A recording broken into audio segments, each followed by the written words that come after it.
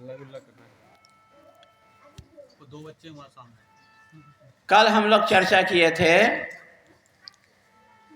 कि अपने प्रिय देवता का चुनाव करना है यदि आपको आध्यात्मिक क्षेत्र में आगे बढ़ना है।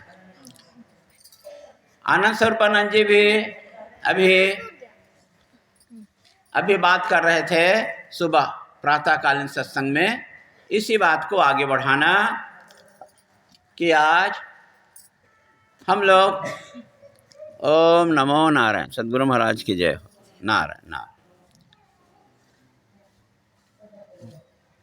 हम चर्चा करते हैं कल कि प्रायः एक को स्पर्श करा दो और एक के गले में डाल दो। एक ही बात है। चलो नारायण। तो कल चर्चा किए थे अपने प्रिय भगवान को चुनना, किसी एक को 33 देवता में से किसी एक देवता को चुनना और उस एक देवता का ही हम आराधना करना, मंत्र जप करना। मंत्र जप करने के लिए कल बताए थे कि शंकर भगवान वाले को क्या मंत्र करना चाहिए, यदि आपको याद होगा तो कृष्ण भगवान वाले को क्या मंत्र जप करना चाहिए। ऐसा आपको एक देवता एक मंत्र होना चाहिए, पर मंत्र को जप करने के लिए माला की जरूरत पड़ती है। कल उसके बारे में बताया कि माला का जप कैसे करना है। फिर भी एक बार आप सबको एक बता देते हैं कि कैसे हमको माला का मंत्र जप करना चाहिए। ठीक है, तो माला से मंत्र जप करना है, इसकी भी महिमा कल बताया कि हमें कैसे होना चाहिए। ये देखो, माला में 108 दाने होते हैं। कितना होता है? 108 दाना होता है। अब प्रश्न ये है कि 108 दाना ही क्यों होते हैं भाई, 200 दाना क्यों नहीं होते हैं, या 100 दाना ही क्यों नहीं होते हैं? ये एक सामान्य प्रश्न हमारे दिमाग में उठना चाहिए। तो इसका उत्तर ऐसा है कि जो 12 ग्रह होते हैं, 9 ग्रह और 12 राशि, कितना होता है?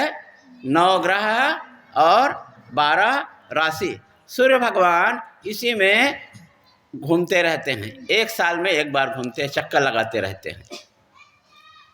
तो 12 निया कितना होता है? 108। ये ब्रह्मांड का प्रतीक है। इस कारण से हमारे बुजुर्गों ने, संत महात्माओं ने इसको 108 दाना रखे। ठीक है, 9 ग्रह और 12 राशि, तो 12 निया कितना हो गया? 108। इस कारण से 108 दाना होता है, ये हमको मालूम होना चाहिए। दूसरी बात यह है कि सामान्य तौर पर देखो, हम क्या बोलते हैं? सीताराम। क्या बोलते हैं? सीताराम, राधे श्याम बोलते हैं कि नहीं बोलते हैं? सीताराम, राधे श्याम। और कभी कभी तो राधे राधे बोल देते हैं। क्या कहते हैं? एक बार बोलने से काम चलता ना, तो 2 बार क्यों बोलते हैं?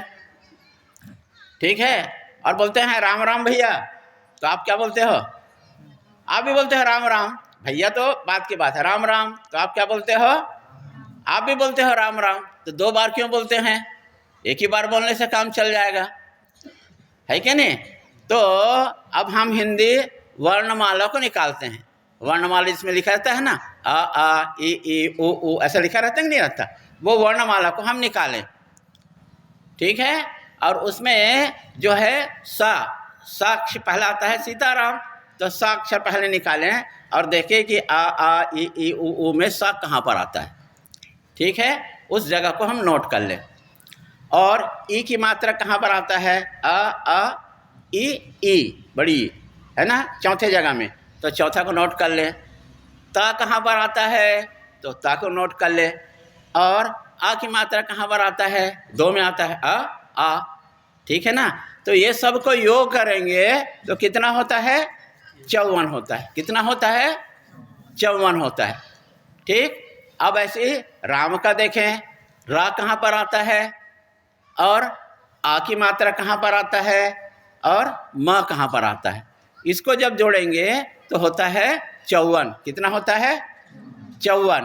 और 54 कितना हो गया? 108, है ना। चाहे हम सीताराम बोले, चाहे क्या बोले, राधे राधे बोले, ठीक है, या राम राम बोले, कितना होता है? 54 और 54 108, ठीक है। इस कारण से हमारे संत महात्मा ने क्या किए, इसको एक 108 दाने का एक माला बना दिए। क्या बना दिए? 108 दाने का माला बना दिए, ठीक है।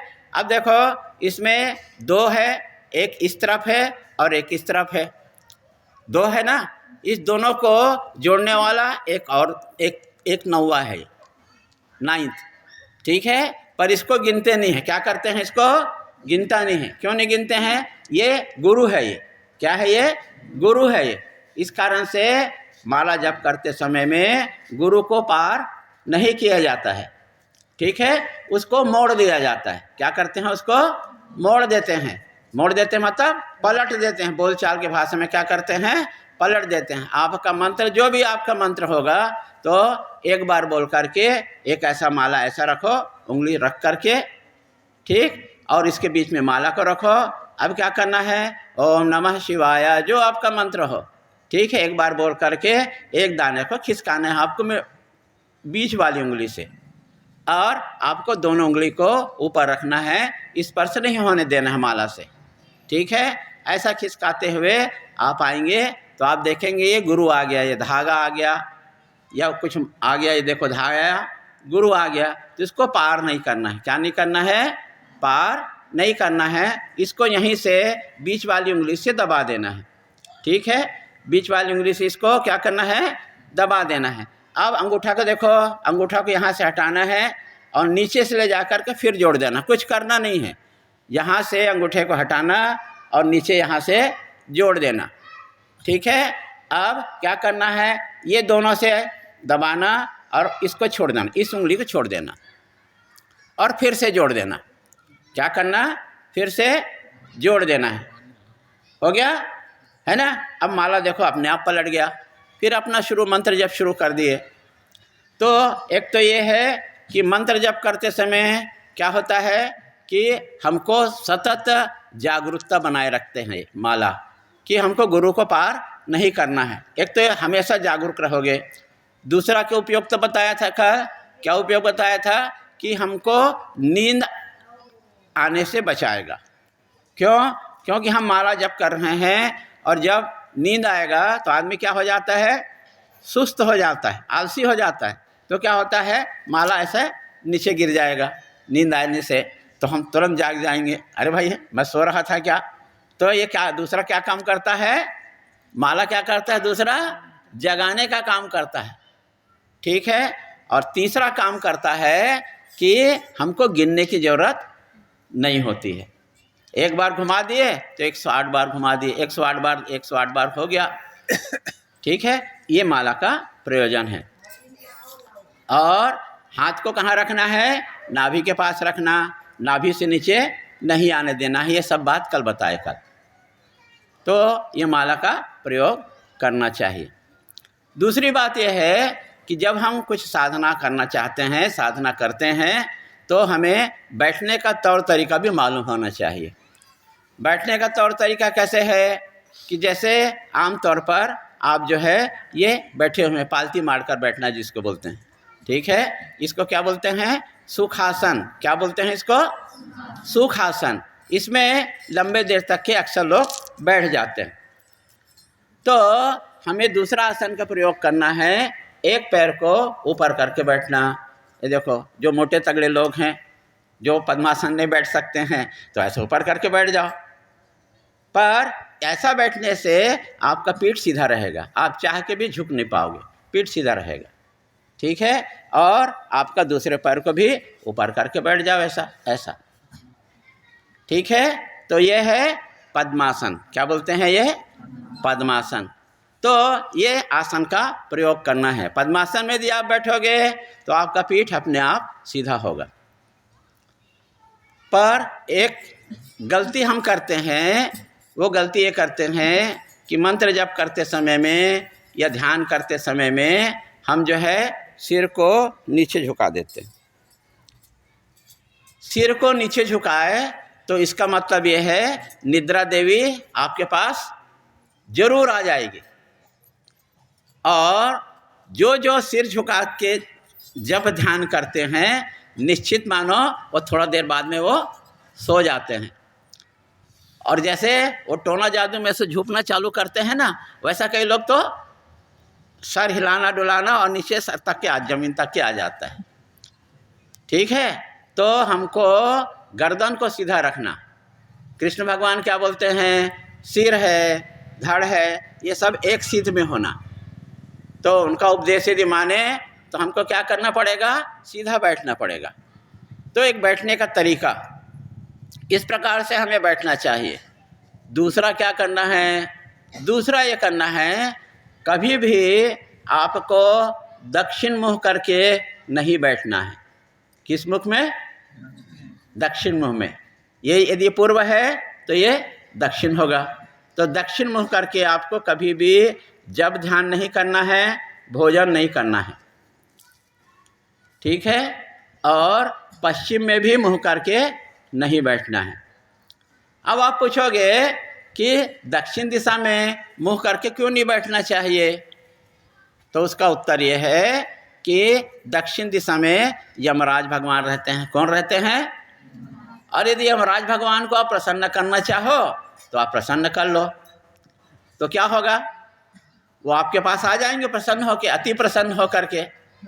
ठीक है ना, और आने से क्या होगा, राम नाम सत्य है। क्या हो जाएगा, राम नाम सत्य है। ऐसा आप जो है यमराज के पास चले जाओगे। तो मैं सोचता हूँ हम में से बहुत लोग जो है यमराज के पास तो नहीं जाना चाहेंगे। हम लोग बुजुर्ग भी होंगे, बुढ़े भी होंगे, तो भी यमराज के पास तो जाने का सोचते नहीं हैं जब तक कि वो ज़बरदस्ती ना ले जाए, है कि नहीं। तो यमराज भगवान को प्रसन्न नहीं करना है हमको दक्षिण दिशा में मुँह कर बैठ करके। ठीक, और पश्चिम दिशा में भी मुँह करके नहीं बैठना है। क्यों नहीं बैठना है, क्योंकि पश्चिम दिशा में कौन रहता है, शनि भगवान रहते हैं। कौन रहता है, शनि भगवान रहते हैं। और शनि भगवान को आप बुलाना चाहोगे क्या, खुश करना चाहोगे, क्योंकि यदि शनि भगवान आपके पास आ गए तो आपका जीवन दुखमय जीवन हो जाएगा, कष्टमय जीवन हो जाएगा, रोग ग्रसित जीवन हो जाएगा। तो क्या आप चाहोगे कि शनि भगवान आपके पास आए, तो शायद उत्तर तो नहीं होगा। इस कारण से न हमें दक्षिण दिशा में मुँह करके बैठना है, न हमें पश्चिम दिशा में मुँह करके बैठना है। तब कौन सी दिशा बचा, पूर्व दिशा और उत्तर की दिशा, ये दो दिशा बचा। पर अब हमें हमारे सहूलियत के हिसाब से या तो हम पूर्व की तरफ मुँह करके बैठें या उत्तर की तरफ मुँह करके बैठें। इससे क्या होगा कि यदि हम पूर्व की तरफ मुँह करके बैठते हैं तो पूर्व में क्या होता है, साक्षात पावर स्टेशन है, सूर्य भगवान है, शक्ति देने वाला। ठीक है, तो हम उसके तरफ मुँह करके बैठेंगे तो हमको क्या मिलेगा, शक्ति मिलेगा हमको। तो वही शक्ति तो चाहिए, हम शक्ति की हम उपासना करते हैं, शक्ति चाहिए। तो हमें इस कारण से सूर्य भगवान का आशीर्वाद चाहिए, तो हमें पूर्व की तरफ मुँह करके बैठना चाहिए। और उत्तर मुँह क्यों बैठना चाहिए, उत्तर मुँह इस कारण बैठना चाहिए कि हिमालय उत्तर दिशा में है। असंख्य ऋषि मुनि महात्मा वहाँ बैठते हैं और विश्व शांति के लिए, विश्व कल्याण के लिए क्या करते हैं, तरंग भेजते हैं। जैसे ग्रह से उपग्रह से तरंग आता है ना, सैटेलाइट से तरंग आता है, हम टीवी के एंटीना को उसके विपरीत करेंगे तो क्या होगा, पिक्चर दिखने वाला नहीं है, आवाज़ भी ठीक से सुनाई नहीं देगा। इस कारण से हमें क्या करना है, हमें उसके तरफ मुँह करके बैठना पड़ेगा। वैसे ही यदि हम उत्तर की तरफ मुँह करके बैठेंगे तो क्या होगा कि उसके तरंग, संत महात्माओं का भेजा हुआ तरंग हमको प्रभावित करेगा। इसी कारण से हमें उत्तर या पूर्व की ओर मुँह करके बैठना चाहिए। अब एक सावधानी और बरतना है। वो सावधानी ये है कि ये नियम जो है मंदिर में लागू नहीं होता है। किस में लागू नहीं होता है, मंदिर में लागू नहीं होता है, अस्पताल में लागू नहीं होता है। और मंदिर में अस्पताल में लागू नहीं होता है। और तीसरी चीज़ है, स्कूल में भी लागू नहीं होता है, ठीक है, क्योंकि अस्पताल में जैसा जिस दिशा में बिस्तर है उस दिशा में हमको सोना पड़ेगा। उसको नहीं बोल सकते कि हमारा मुंह इस तरफ करो, नहीं बोल सकते हैं। मंदिर है, सभी में भगवान, चारों तरफ से भगवान है, तो नहीं बोल सकते कि हम ऐसा करना है। और पाठशाला है, स्कूल है, स्कूल में भी हमको बाध्यता नहीं है। तो 3 जगह छोड़ करके ये नियम सभी जगह में ऐसा बैठना चाहिए आपको। ये बैठने का तरीका है। अब चौथी सावधानी बरतना है कि आपको कभी भी फर्श में, ज़मीन में नहीं बैठना है। आपके और माता पृथ्वी के बीच में क्या होना चाहिए? ऐसा एक कुश का आसन होना चाहिए। यदि कुश नहीं है तो आप एक कंबल ले लीजिए। कुश और कंबल क्यों लेते हैं? बहुत लोग चादर बिछा के बैठ जाते हैं, ठीक है, हो सकता है दरी में बैठ जाओ, तो ये भी उपयुक्त नहीं है, क्योंकि हमारी शरीर की ऊर्जा, हमारी शरीर का शक्ति जो है इसके द्वारा नीचे पृथ्वी माता के पास चली जाती है। इस कारण से हमको ऐसा कुछ का आसन लेना है या कंबल का आसन लेना है। तो बैठते समय में इन बातों का ध्यान देना है कि हमें खाली ज़मीन में नहीं बैठना, कुछ में बैठना या हमें कंबल में बैठना चाहिए। ये हमारा साधना करने की पूर्व भूमिका है। ये जो इन बातों का हमें ख्याल करके रखना चाहिए। पर शरीर, हर हालत में शरीर को सीधा रखना है। अब शुरुआत करते हैं आज का सत्संग में। हमको सुन के बहुत दुख लगा कि बहुत सारे भक्त लोग जो हैं मंत्र दीक्षा लिए, गुरु बनाए भगवान को प्राप्त करने के लिए, पर जो है 10 में से 2 लोग ही मंत्र जप करते हैं। ये बहुत बड़ा हानिकारक है जो दीक्षा लेकर के मंत्र जप नहीं करते हैं, क्योंकि उनसे अहित होगा इससे। तो कृपा करके ऐसा ना करें। ये क्या है? एक आलस्य है। इस कारण से हम आलस्य के कारण से अपना मंत्र जप नहीं कर पा रहे हैं, है ना। तो इस आलस्य को दूर करना है। देखिए, आपको सभी के लिए समय है। कोई ऐसा बच्चा बताए जो स्कूल की परीक्षा होती है ना, वार्षिक परीक्षा है, तो क्या वार्षिक परीक्षा देने के लिए वो सोच के जाता है कि नहीं जाता है? ब्रश करता है कि नहीं करता है? सभी काम हो रहा है, तो फिर भगवान का नाम भी क्यों नहीं लिया जा सकता है? जैसे आप शौच के लिए समय निकालते हैं, स्नान के लिए समय निकालते हैं, ब्रश के लिए समय निकालते हैं, वैसा आप 5-10 मिनट कम से कम उसके लिए, भगवान के लिए भी समय निकालो। और भगवान के लिए क्या, वो तो आपका अपना साधना है, उसको कभी भी ढील नहीं देना। आलस्य के कारण से हम ढील देते हैं। और सामान्य बोलचाल की भाषा में हम लोग बोलते हैं, क्या बोलते हैं? चलेगा। क्या बोलते हैं? मंत्र जप नहीं करने से चलेगा।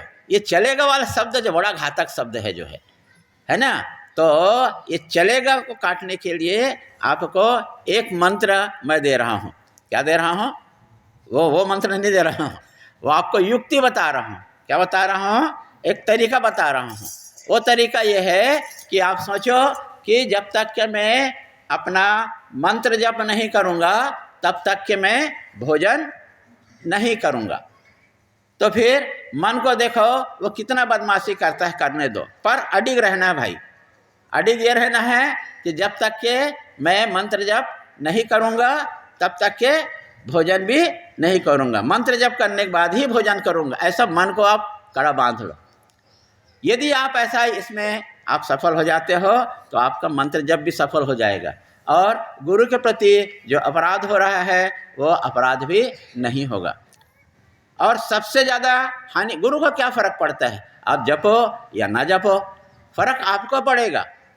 आपके लिए एक बड़ी बाधा है ये जो है।